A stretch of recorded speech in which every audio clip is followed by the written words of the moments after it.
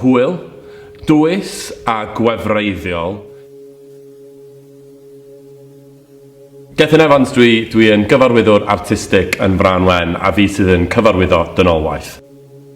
Dyn ni wedi bod yn gweithio hefo Leo am sawl blwyddyn erbyn hyn ac wedi dod o hyd i stori sydd angen cael ei glywed rwan, i gymuned sydd angen cael ei glywed rwan, ond hefyd artist sydd mewn cyfnod yn ei gyrfa lle maen nhw'n barod i llwyfannu ac i rannu ei drama cyflawn gyntaf. Mae rhywbeth yn brifo pan mae pobl yn edrych arno fi.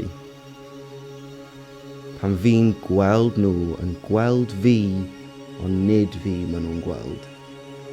Mae Dynolwaith yn ddrama am dyn traws, ac o fewn hynna beth sgennyn ni ydy drama sydd yn trafod masculinity a be mae'n olygu i fod yn ddyn heddiw yn 2025.